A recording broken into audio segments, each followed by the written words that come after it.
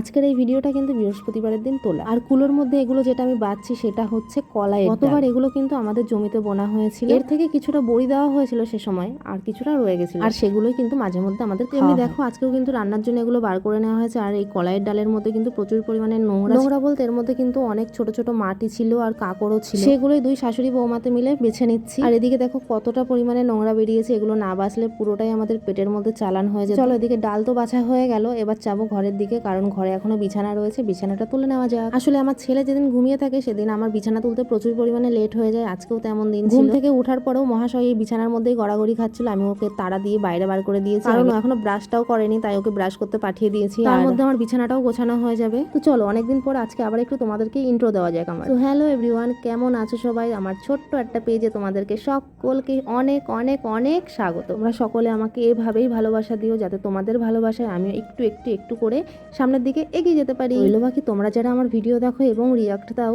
Comment করো তাদের কথা, তাদের জন্য আমার তরফ থেকে অসংখ্য অসংখ্য ধন্যবাদ। কারণ তোমাদের ওই একটা দুটো লাইক কমেন্ট আমাকে অনেক অনেক ইন্সপায়ার করে আমাকে নতুন করে আবার ভিডিও বানাতে। এদিকে দেখো আমার কিন্তু বিছানা গাছানা কমপ্লিট হয়ে গেছে, আর এইদিকে আমার ছোট বাবাও চলে এসেছে আর বই নিয়ে বসেও পড়েছে। আগেও ক্যামেরার সামনে আসতে লজ্জা পেত না, কিন্তু এখনো প্রচুর পরিমাণে লজ্জা পেয়ে যায় ক্যামেরার সামনে আসতে। দেখো একটুখানি ক্যামেরাটা দেখে রিয়াকশনটা।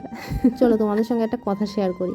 আগে আমার দুই ছেলে চা বানানোর পর ভীষণ কাড়াকড়ি করতো চা নিয়ে, কে কতটা বেশি চা খেতে পারে এই নিয়ে ওদের মধ্যে একটা কম্পিটিশন হতো বলতে পারো। কিন্তু এখন আমার ছোট ছেলে একটুও চা খেতে চায় না, আর যার জন্য আমি ভীষণ ভীষণ ভীষণভাবে ঠাকুরের কাছে মানে থ্যাঙ্কফুল। এখন ওদেরকে সকালবেলা হয় দুধ মুড়ি দিই, নয়তো হরলিক্স দুধ দিই, আর নয়তো একটু ছাতু গুলে দিই, মানে যখন যেটা খেতে চায় আর কি সেটাই বানিয়ে দেওয়া হয়। তো আর আজকে মহারাজের হুকুম হলো সে ছাতু খাবে, তো সেজন্যই আমি ছাতুটা গুলে নিচ্ছি। তোমরা তো দেখতেই পেলে এখানে 3 চামচ ছাতু আর সামান্য একটু চিনি দিলাম, লবণ দেয়নি কারণ লবণ খেতে চায় না।